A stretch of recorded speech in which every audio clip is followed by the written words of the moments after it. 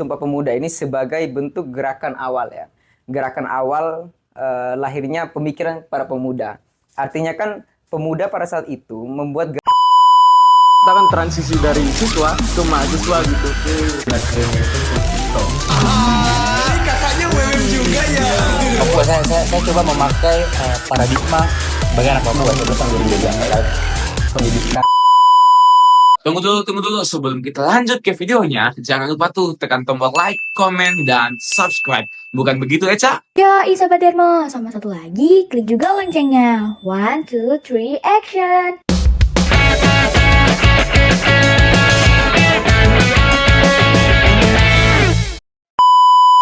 Halo Sobat Dermo, kembali lagi di channel Dermo 40 bersama aku Fawaid Firdauni Azzaini. Pada kesempatan kali ini, aku akan membahas hal yang cukup menarik nih. Bertepatan pada tanggal 28 hari ini, kita akan membahas tentang Sumpah Pemuda yang kemungkinan besar para pemuda seperti kita sudah sedikit terlupakan tentang hal itu. Tentunya aku tidak sendiri nih pada kesempatan hari ini.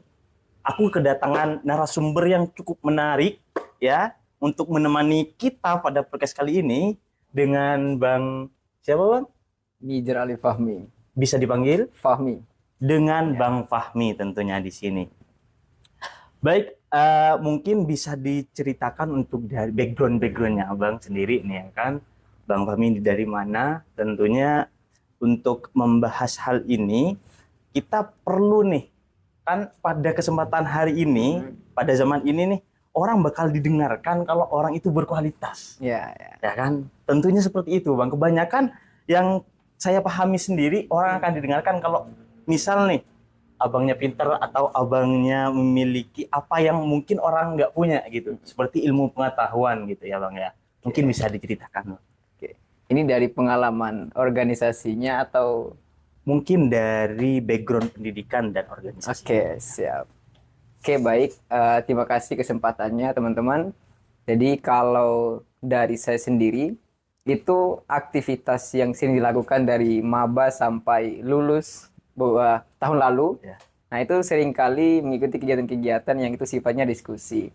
Dan diskusi itu pun yang berbau tentang keilmuan, gitu kan.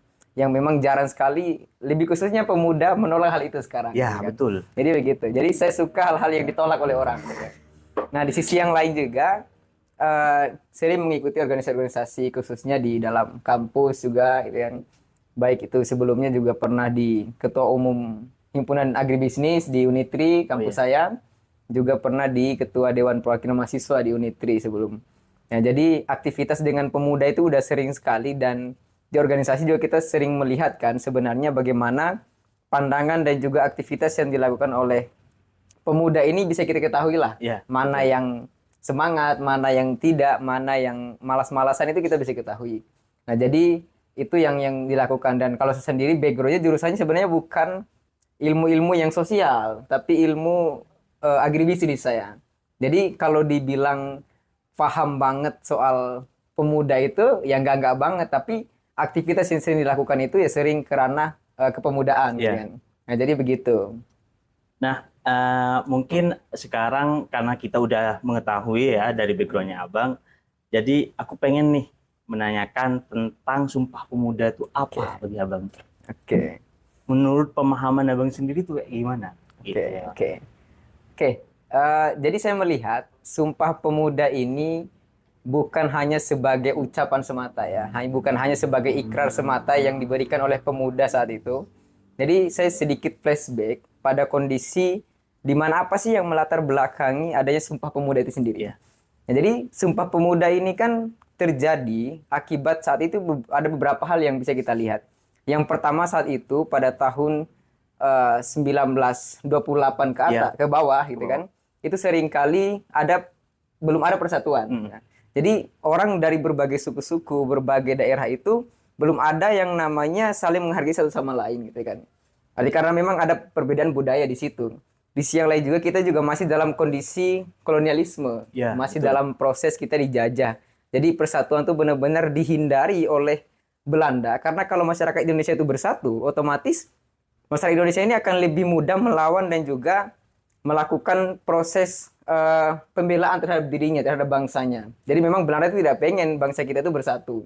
Nah, itu adalah beberapa komponen yang bisa kita lihat apa yang melatar belakangi Sumpah Pemuda itu bisa muncul gitu.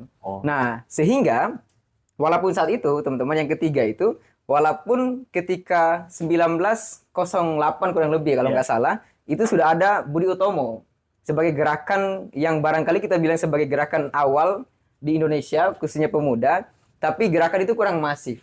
Makanya dalam 28 Oktober 1928, disitulah benar-benar meledaknya Sumpah Pemuda itu sendiri gitu ya. Nah, dari tanggal dan bulan 1928 itulah Sumpah Pemuda ini dicetuskan, sehingga ada beberapa hal yang dibawa, ada beberapa komponen yang dibawa yang menjadi keinginan bersama para pemuda, yang itu berkumpul dari berbagai daerah. Yang pertama itu bicara soal persatuan, bicara soal tumpah darah yang sama. Artinya tumpah darah yang sama ini bukan berarti darahnya dikeluarkan, enggak, kan? Tapi tumpah darah ini maksud itu kita rela loh untuk hidup dan mati kita untuk bangsa kita, gitu kan? Itu yang pertama. Dan yang kedua itu bicara soal bagaimana persatuan kita di wilayah kebahasaan, yaitu dengan bahasa Indonesia. Jadi artinya dengan kita berbagai macam bahasa hari ini, itu memang dibenturkan. Kalau kita tidak memiliki bahasa nasional, otomatis kita akan sulit dalam melakukan komunikasi. Bahkan persatuan itu tidak pernah ada. Nah, ini menjadi satu hal yang dibawa oleh Sumpah Pemuda saat itu. Dan yang terakhir adalah bagaimana kita saling menghargai satu sama lain, dari manapun daerahnya, dari manapun sukunya, ataupun budayanya, maka kita bisa menerima itu, bisa menghargai itu. Karena kalau kita sudah bicara soal persatuan pemuda, kalau kita tidak menghargai budaya dan juga ras masing-masing, maka perpecahan itu semakin ada. Tapi alhamdulillahnya sampai sejauh ini masih berjalan dengan baik dalam konteks persatuan itu. Nah, itu kalau saya melihat Sumpah Pemuda itu. Nah, pada kesempatan ini nih, pada era-era ini, saya melihat bahwa Sumpah Pemuda itu sudah berkurang akan sejarahnya dari pandangan orang-orang banyak. Tentunya bagi pemuda-pemuda seperti saya nih, Pak. Kita itu melihat seperti Sumpah Pemuda itu hanya sebagai satu simbol yang hampir terlupakan, bahwa Indonesia itu pernah melakukan Sumpah Pemuda. Nah, menurut Abang nih, mengapa Sumpah Pemuda itu sangat bersejarah bagi Indonesia? Oke. Nah, ini menarik nih, karena kita perlu melihat bahwa kenapa Sumpah Pemuda itu sungguh bersejarah bagi Indonesia, gitu kan? Karena memang yang pertama, Sumpah Pemuda ini sebagai bentuk gerakan awal ya. Gerakan awal lahirnya pemikiran para pemuda. Artinya kan pemuda pada saat itu membuat gerakan itu yang pada ujungnya membangun kesadaran bahwa kita nggak boleh loh diem, kita nggak boleh dijajah, kita loh ini tanah kita sendiri, jangan sampai kita ini malah dijajah dan juga diambil alih oleh bangsa lain. Nah, itu bentuk kemarahan sebenarnya terhadap kolonialisme ataupun Belanda pada saat itu. Nah, makanya kalau kita juga melihat dalam perspektif hari ini, Sumpah Pemuda ini seringkali juga dianggap sebagai hal yang sudah biasa-biasa saja sekarang, gitu kan. Bukan lagi sebagai bentuk ikrar yang kemudian bisa mengikat kita, membangun semangat kita. Nah, itu menjadi problem. Makanya saya melihat bahwa pentingnya Sumpah Pemuda itu di situ, sebagai kesadaran kepada kita bahwa nggak boleh kita itu hanya diam ditindas ketika kita dalam kondisi yang diperbudak oleh bangsa lain. Gitu kan. Dan mungkin ya Bang ya, tentunya ada perbedaan antara pemuda pada zaman itu dan pemuda pada era sekarang. Yang mencolok dari pemuda zaman dulu itu apa sih Bang? Yang membedakan dengan pemuda zaman sekarang ini? Nah, kalian tahu mie instan ya? Mie instan itu adalah makanan yang selalu disukai oleh banyak orang hari ini. Betul. Karena proses memasaknya itu mudah. Ya kan? Nah, jadi saya melihat pemuda hari ini tuh kayak mie instan gitu. Karena serba apa? Mereka tuh serba pengen yang simple aja gitu loh. Gue nggak mau ribet gitu kan. Gue nggak mau hidup gue itu susah-susah gitu kan. Semua hari ini kan udah serba mudah tuh, mau makan itu tinggal pesen gitu kan. Mau kemana-mana tinggal pesen, itu kan mudah tuh. Ya, nah, jadi saya menyebut generasi sekarang itu bukan lagi Gen Z gitu kan. Bukan lagi generasi milenial ataupun generasi sandwich yang terbaru lagi ini gitu kan. Tapi generasi mie instan. Gitu kan?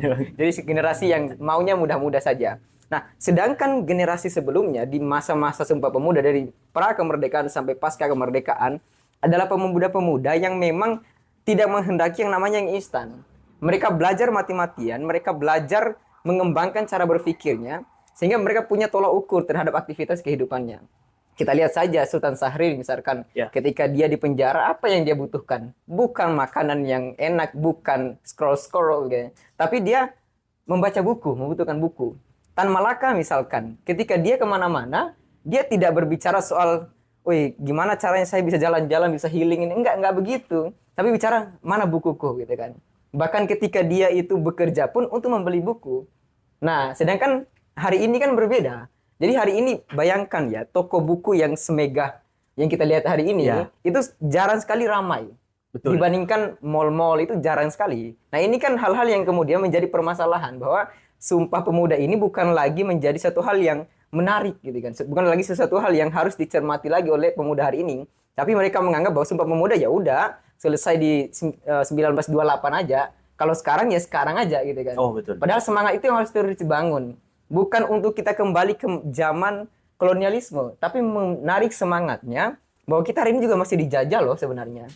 Bayangkan ya teman-teman, kalau kita bicara soal kita gunain HP nih gitu kan. Kalau kita main HP, kita sedang dijajah loh sebenarnya. Oh, iya. Terus kita scroll sampai berjam-jam, nggak kita belajar hal yang lain, kita juga sedang dijajah sebenarnya. Dijajah apa? Dijajah secara emosional kita. Jadi artinya kalau kita membuang waktu untuk hal yang tidak penting, maka kita juga menghilangkan waktu untuk belajar. Berapa banyak buku-buku yang usang hari ini karena nggak dibeli gitu kan, dibandingkan beli hal-hal yang tidak bermanfaat gitu. Nah ini kan repot bagi saya. Jadi bagi saya adalah pemuda zaman dulu itu menghendaki proses, menghendaki cara belajar yang kuat gitu, karena mereka sadar bahwa kemajuan satu bangsa itu berdasarkan pengembangan pikiran. Makanya saya tertarik dengan buku yang ditulis oleh Jaludin Rahmat itu, bukunya Rekayasa Sosial, bahwa kesadaran kelompok itu berangkat dari kesadaran individu. Kesadaran individu itu berangkat daripada mindset. Kalau mindsetnya sudah bagus, kesadaran individunya sudah bagus, otomatis dia mampu mengubah masyarakat. Makanya kalau kita ingat tuh Bung Karno kan pernah bilang tuh, Bung Karno bilang bahwa aku membutuhkan 10 pemuda untuk mengguncangkan dunia. Kurang lebih begitu. Ya, betul. Nah dan ingat, pemuda ini bukan pemuda yang malas-malasan, bukan pemuda yang tidur gitu kan, bukan pemuda yang scroll, tapi pemuda yang baca buku gitu kan gitu tuh. Pemuda yang belajar, pemuda yang berdiskusi. Makanya Bung Karno juga menegaskan dia lebih suka pemuda yang bahas soal negara di warung kopi daripada pemuda yang kutu buku. Nah jadi begitu. Jadi saya melihat di situ. Jadi pemuda yang dimaksud adalah pemuda yang bisa mengendalikan dirinya. Nah jadi begitu. Tapi kalau pemuda sekarang nggak bisa mengendalikan dirinya, tapi dikendalikan oleh eksternal tuh. Oh, nah, jadi begitu. Seperti itu ya Bang. Dan untuk membunuh rasa seperti itu ada langkah-langkahnya nggak Bang dari Abang sendiri? Kemungkinan besar nih teman-teman yang sedang nonton podcast kita terbuka nih hati sama mindsetnya untuk menjadi pemuda-pemuda yang seperti zaman dahulu nih.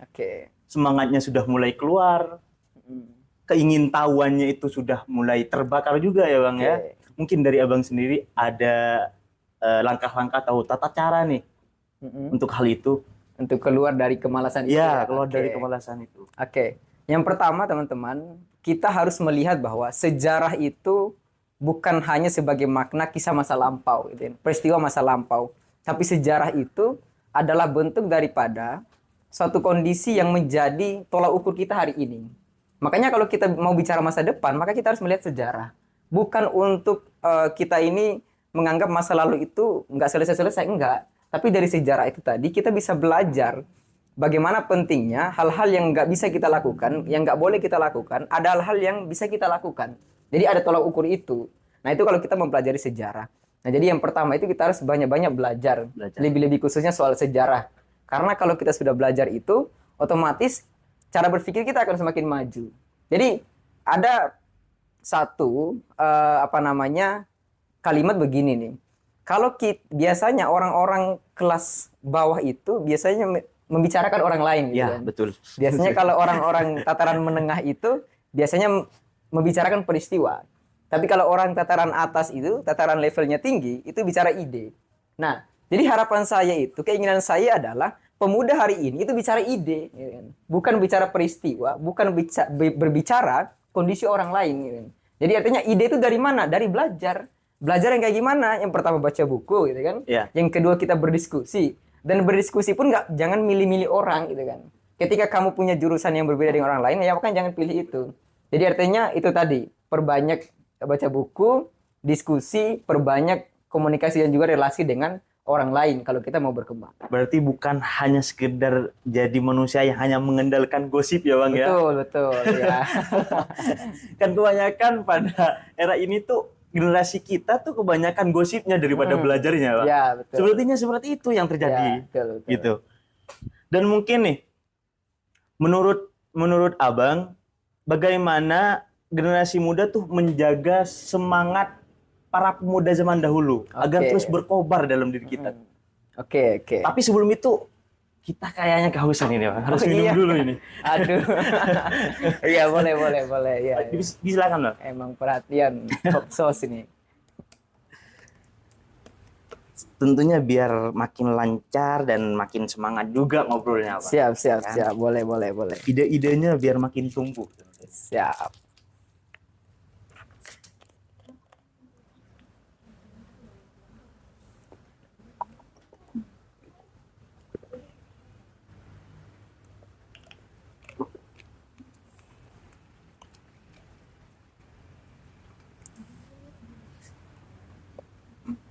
Ya, mungkin kita lanjut ya, Bang ya. Oke.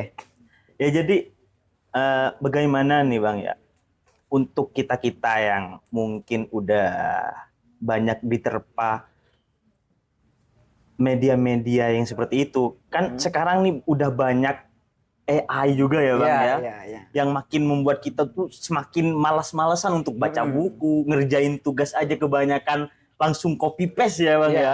Oke. Itu sudah menunjukkan bahwa generasi kita udah generasi instan beneran Bang ya kan. Betul. Dan untuk menjaga semangat nasionalisme seperti pemuda-pemuda pada zaman dulu itu bagaimana caranya? Oke. Jadi sebelum saya menjawab soal bagaimana menjawab semangat seperti pemuda zaman dulu gitu kan, saya perlu tegaskan bahwa hari ini kita dengan perkembangan zaman, dengan perkembangan teknologi memang memaksa kita untuk mengikuti. Ya, Jadi artinya begini, hari ini kan banyak orang yang menganggap juga nih bahwa pemuda itu seringkali dikendalikan oleh media, gitu kan, sering dikendalikan oleh teknologi, Betul. bahkan seperti AI misalkan. betul. Nah, padahal kalau perspektif saya melihat ketika adanya teknologi hari ini, media sosial, AI dan lain sebagainya mempermudah aktivitas kita, maka bukan hal itu yang kita benci sebenarnya, tapi kita menyesuaikan. Menyesuaikannya. Nah, jadi menyesuaikan itu bagaimana kita bisa melihat, oh ada hal yang negatif yang harus kita biarkan, ada hal positif yang harus kita jalankan dalam perkembangan teknologi itu. Jadi bukan kita membenci adanya media yang teknologi yang ada hari ini. Jadi yang pertama, jadi sebagai pemuda harus bisa memposisikan diri. Karena banyak juga pemuda hari ini yang jangankan bicara soal kecerdasan keilmuan, ketika ada berita yang hoax saja langsung diterima begitu Langsung saja. diterima, langsung ditelan Nah, begitu ya, aja ya Bang. jadi ya. itu kan, jadi itu kan menjadi pemuda yang pada ujungnya mengikuti arus yang ada gitu loh. Bukannya kita yang mengendalikan arus zaman, malah zaman yang mengendalikan kita. Nah, gitu tuh. Nah, itu repot tuh barang. Nah, jadi kalau saya melihat juga tadi kalau bagaimana membangun semangat kita seperti menjaga nasionalisme Ya. kita, gitu kan, seperti pemuda sebelumnya, begini. Kita harus masuk dalam konteks nasionalisme. Saya melihat begini, orang sering menganggap bahwa nasionalisme itu bicara soal persatuan yang baik gitu kan. Terus kita bisa menghargai satu sama lain, terus kita bisa menggunakan bahasa Indonesia yang baik gitu kan. Tapi saya melihat per hari ini nasionalisme kita itu hanya selesai pada jargon-jargon seminar kebangsaan gitu kan. Hanya selesai pada diskusi-diskusi warung kopi Warung misalkan kopi. gitu kan. Tapi pernah nggak kita berpikir bahwa contoh deh bicara nasionalisme itu adalah bahasa kita, persatuan bahasa Indonesia. Seringkali kita dalam kondisi duduk bareng nih dengan berbagai daerah, sering kita itu ngomong pakai bahasa daerah loh, gitu kan. Iya, Ketika betul. ketemu orang sesama daerah, gitu kan. Betul Bang. Nah betul. ini tuh bagi saya adalah bentuk daripada kurangnya kita rasa nasionalisme. Jadi artinya saya tidak akan menyebut daerah-daerah mana, Ya, tapi ya. paling tidak kita bisa sadar sendiri lah. Iya, iya. Jadi kalau sudah ketemu sama satu daerah ini biasanya udah tuh ngomong pakai bahasa daerah tuh. Teman yang lain yang tidak paham dengan bahasa itu, memang bahasanya tidak mengucilkan temannya, tapi di sisi yang lain kita sudah menunjukkan loh sebagai pemuda orang-orang yang tidak komitmen terhadap nasionalisme. Nah, jadi begitu tuh. Makanya dalam posisi itu saya membayangkan bahwa nasionalisme yang sebenarnya itu adalah ketika kita yang pertama bisa menghargai suku dan budaya saudara-saudara kita di sekitar gitu sebagai pemuda, baik di lingkaran mahasiswa misalkan. Iya. Yang kedua, kita bisa menggunakan bahasa Indonesia dengan baik, bukan hanya secara personal tapi juga secara kelompok ketika berada di lingkungan yang berbeda-beda. Dan yang terakhir itu, kita bisa menjaga dan juga bisa menasihati satu sama lain. Agar apa? Agar kita bisa saling membantu, mendorong untuk kemajuan. Baik kemajuan personal maupun kemajuan bangsa kita. Nah, itu yang kurang hari ini. Karena hari ini itu adalah hari di mana individualistik itu sangat kuat sekali. Jadi, menganggap bahwa ketika kita berhidup secara sosial, itu buang-buang waktu deh gitu kan. Betul. Ngapain sih gue itu sibuk untuk berkomunikasi dengan banyak orang, sedangkan gue nggak ada kebutuhan sama dia gitu kan. Jadi hari ini tuh pemuda itu berpikir bahwa gue butuh lu dulu, baru gue ke lu gitu lah. Kalau gue nggak butuh lu, ya gue nggak ke lu gitu kan. Melihat Pasti begitu tuh. potensi timbal baliknya Timbal terlebih dahulu. balik gitu loh. Jadi timbal balik itu yang diinginkan, dan timbal balik itu bukan secara pemahaman, tapi secara hal yang sifatnya materialistik. Materialistik. Nah, kalau dulu pemuda zaman dulu udah bisa berdiskusi, bertukar pikiran berdua gini saja, itu sudah senang banget. Bukan bicara soal ngasih duit kah, ngasih makan atau apa enggak, atau ngasih barang. Tapi ketika saya punya perspektif, kamu kasih perspektif, nah kemewahan itu di situ tuh. Jadi keunggulannya di situ. Kalau di sini enggak, kalau kita aja diskusi dikit, bagaimana menurutmu kondisi yang terjadi di bangsa ini misalkan? Enggak lah, malas aku bahas itu gitu kan. Kan begitu. Bagaimana membangun bangsa? Pemuda yang kayak gimana yang diharapkan oleh Bung Karno kalau kayak gitu gitu kan. Nah, itu kan repot gitu ya.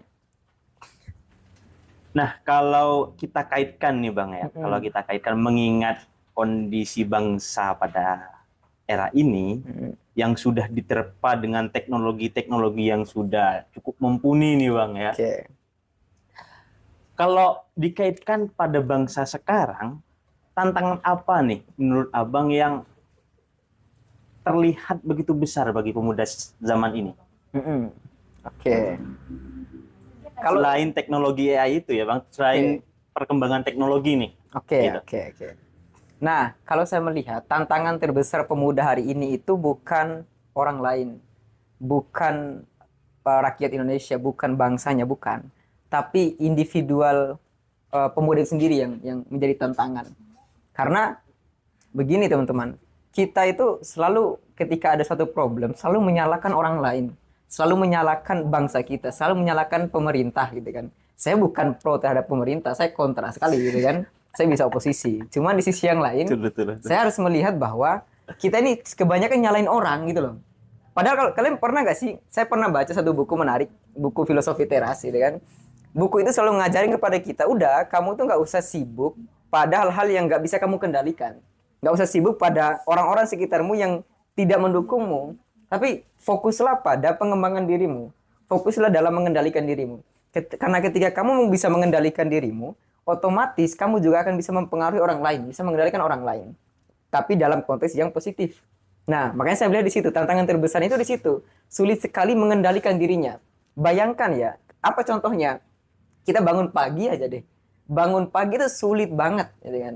Sulit. Ya. Gimana kita mau belajar ketika bangun pagi, kalau nggak ada kuliah, kita nggak akan bangun sebenarnya. Gitu kan? Terus kita juga bicara mau belajar misalkan. Mau nyentuh buku, ketika baca buku 10 menit saja, gitu kan? Atau nggak usah 10 menit deh, 1 menit saja pertama, kita sudah ngantuk. Gitu kan? Betul. Nah, ini kan satu hal yang kemudian menjadi problem bahwa memang permasalahan kita sebenarnya itu bukan pada di luar diri kita, tapi diri kita sendiri. Jadi makanya musuh terberat manusia itu ya dirinya sendiri, gitu kan? Bukan orang lain. Gitu kan? Itu kalau dalam konteks individu pemuda, gitu kan? Nah, kalau di sisi yang lain, kalau pemuda zaman dulu kan mereka fokus pada melawan rasa kemalasan itu. Mereka melawan untuk mengendalikan dirinya bahwa nggak bisa gue gini terus gitu kan. Mereka selalu berpikir bahwa kalau saya diam terus, kapan saya mau berkembang? Di luar sana masih banyak orang yang sedang berusaha mengembangkan dirinya. Sedangkan di sisi lain saya fokus pada hanya hal-hal yang tidak bermanfaat saja gitu kan. Nah, problemnya di situ tuh ketika kita melihat. Tapi kalau kita melihat dari segi yang lain, kondisi bangsa kita hari ini, yaitu pada masyarakat kita sebenarnya. Makanya ada sering kali itu para media sosial hari ini kan sering beredar tuh informasi bahwa pemerintah salah gini, kita harus ganti pemerintah. Padahal kadang-kala juga masyarakat perlu diganti deh kayaknya. Iya kan? Buang sampah sembarangan gitu kan. Dan itu tidak jauh dari anak muda juga loh yang buang sampah sembarangan. Iya, gitu. betul. Terus juga di sisi yang lain ketika kita bicara soal hal ini akan menjadi satu rujukan kita yang bisa menjadi tolak ukur bahwa lingkungan sosial juga berpengaruh ternyata terhadap aktivitas pemuda. Jadi ketika sosial kita tidak mendukung aktivitas belajar kita, otomatis kita akan terpengaruh gitu kan. Ke distract juga ya. Ke-distract Bang? juga itu kan. Repotnya di situ. Makanya kalau kayak ibarat saya itu ada api nih yang kita bakar gitu Ya. kan. Kita anggap ini sebagai lingkungan api ini. Terus kita mendekat dengan api itu, otomatis kita berpotensi untuk terbakar kalau lama-lama dekat api. Tapi kalau kita menjauh dari api itu, mencari lingkungan yang lebih dingin, yang lebih adem, otomatis kita juga akan mengikuti lingkungan yang baru gitu kan. Makanya saya bilang tadi, lingkungan itu berpengaruh terhadap karakter kita, pembentukan diri kita. Maka kita harus memilih lingkungan yang baik, gitu kan, lingkungan yang positif, gitu kan. Dan ingat bahwa belajar itu memang membosankan, belajar itu memang bikin males. Tapi sangat ya. ingat, ya hidup itu yang nggak ada yang mudah, gitu kan. Semua serba sulit, gitu kan. Jadi begitu. Mungkin dari abang sendiri nih Mm-mm. ada beberapa pesan Oke. untuk saya dan untuk teman-teman nih Mm-mm. yang tentunya pesan ini itu belum abang sampaikan ke orang lain dan sebetulnya pesan ini tuh ingin abang lakukan Oke. pada umur saya nih, pada umur penonton-penonton yang mungkin lebih muda dari abang. Iya, iya. Oke. Nah, jadi kalau untuk pesan-pesan, ini bukan pesan terakhir ya, teman-teman. Ini pesan saya sebagai awal dan akan ada pesan-pesan selanjutnya. Ya, Nah, jadi bagi saya adalah sebenarnya saya tertarik juga dengan kata-kata di atas itu, host, Pak host. iya. Jadi dari cinta kita berasal dan atas nama cinta dia Dia diciptakan menciptakan. kita, gitu kan. Nah, saya melihat bahwa yang pertama yang harus kita selesaikan dan tuntaskan adalah bagaimana kita menyesuaikan, bisa kita menumbuhkan rasa cinta terhadap diri kita, yaitu bukan untuk menjadikan diri kita ini orang yang tidak bermanfaat, gitu kan. Tapi menumbuhkan cinta yang menghargai diri kita, gitu kan. Kita punya akal, kita hargai dengan cara belajar. Kita punya mulut, gitu kan. Kita hargai dengan cara kita berbicara yang baik, gitu kan. Kita punya mata, maka kita hargai dengan melihat hal-hal yang bermanfaat, gitu kan. Kita punya telinga, ya udah kita mendengarkan hal-hal yang sifatnya positif, gitu kan. Nah, itu yang perlu kita gunakan karena kita hanya menganggap indera ini sebagai sesuatu hal yang ya udah biasa aja sih gitu untuk hidup, padahal semuanya berfungsi untuk pengembangan diri kita. Dan ingat bahwa pemuda hari ini, satu hal yang perlu saya tegaskan bahwa kita memang akan selalu sulit dalam menjalani proses, gitu. Iya, betul. Karena nggak ada proses itu yang enak, gitu Yang kan. gampang. Bahkan ya kan yang gampang kan, bahkan dalam hidup kita gitu kan, kalau kita bicara mie instan saja itu butuh untuk dimasak dulu, gitu Dimasak kan. dulu, ada Padahal beberapa namanya instan lah, prosesnya, ya kan, namanya Betul. instan. Jadi itu yang perlu saya tegaskan, dan pemuda hari ini harus benar-benar menyepakati dan menyetujui bahwa sejarah pemuda kita itu harus benar-benar didasari pada keinginan yang kuat, komitmen yang kuat. Dan nasionalisme bukan hanya bicara soal persatuan dengan bahasa yang sama dan menghargai perbedaan, tapi ada implementasi yang kita gunakan. Nah, poinnya di situ tuh. Jadi, pemuda yang baik adalah pemuda yang punya kesadaran berpikir yang baik, dan pemuda yang baik adalah pemuda yang mampu mengimplementasikan kemampuannya untuk dirinya sendiri, keluarganya, dan juga masyarakat sekitar. Jadi, menurut saya begitu. Saya melihat dari tadi ya Bang ya, dari awal sampai akhir ini kan kita sepertinya sudah mau selesai nih Bang ya. Oke. Saya melihat bahwa Abang ini secinta itu pada buku. Oke. Saya melihatnya Abang ini benar-benar cinta itu dengan buku, karena orang yang sering baca buku sama orang yang hanya jarang-jarang baca buku, Oke. itu penyampaiannya ketika berbicara itu berbeda Bang.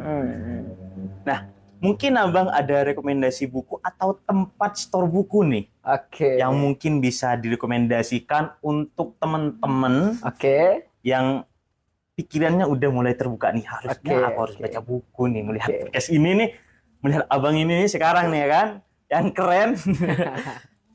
Mungkin ada rekomendasi di mana nih Bang? Oke, ini rekomendasi tempat bukunya sama bukunya Sama atau? bukunya nggak masalah Bang. Oke. Untuk pemuda-pemuda zaman inilah. Oke, siap. Nah, jadi kalau untuk buku yang paling mendasar yang perlu dipelajari itu, kalau bagi saya itu membentuk cara berpikir ya pengantar filsafat. Pengantar Bebas filsafat. gitu kan. Ya, salah satu opsinya bisa Bertrand Russell Ya. atau enggak itu Dr. Aldous Ali Maksum. Itu sebagai pengantar filsafat. Karena nanti kita akan belajar membentuk pola berpikir di situ, lahirnya pikiran dari situ. Dan kalau kita bicara buku Indonesia yang lebih filsafat lagi, ya baca Madilog gitu kan. Bukunya Tan Malaka itu keren banget itu teman-teman. Dan teman-teman bisa membeli buku itu, salah satu opsinya itu di toko buku UMM atau NBS UMM teman-teman. Nah ini toko buku yang keren dan yang menjadi tempat podcast kita ini yang nyaman sekali bagi saya merasa pertama kali ke sini nih. Pertama. Jadi saya biasanya kan beberapa toko buku yang lain, tapi kayaknya ini akan menjadi toko buku yang sering menjadi tempat saya opsi baca deh setelah ini deh. Ya, tentunya bagi teman-teman yang sudah mendengarkan podcast kita dari tadi, ada banyak poin yang tentunya harus teman-teman ingat nih, apalagi poin tentang buku-buku tadi. Ya kan? Dari tempatnya, dari buku-bukunya apa aja, seharusnya teman-teman ingat gitu. Podcast kali ini tuh bener-bener asik dan seru, Bang. Ya. Sebetulnya saya masih ingin mengulik segala hal dari Abang nih, ya kan? Tetapi keterbatasan waktu yang mengharuskan podcast ini harus diakhiri Oke, gitu, Bang. siap. Dan kemungkinan besar di kesempatan lainnya Abang mungkin akan hadir lagi nih. Ya kan? Siap, Akan diusahakan untuk hadir lagi nih di podcast ini, ya kan? Dan terima kasih banyak ya, Bang ya. Terima kasih banyak untuk ilmu-ilmunya, untuk pandangan Abang tentang Sumpah Pemuda ini. Oke. Ya, semoga saya dan teman-teman segera terbuka untuk semangatnya, tidak melupakan sejarah, ya. Memandang sejarah itu hal yang cukup penting, bahkan hal yang sangat penting untuk selalu diingat dan bahkan diceritakan ke anak-anak saudara kita nanti, ya kan, seperti itu. Mungkin hanya itu yang bisa saya sampaikan teman-teman ya. Dan stay tune kembali lagi di Dermo 40 di konten-konten kita selanjutnya. Bye-bye.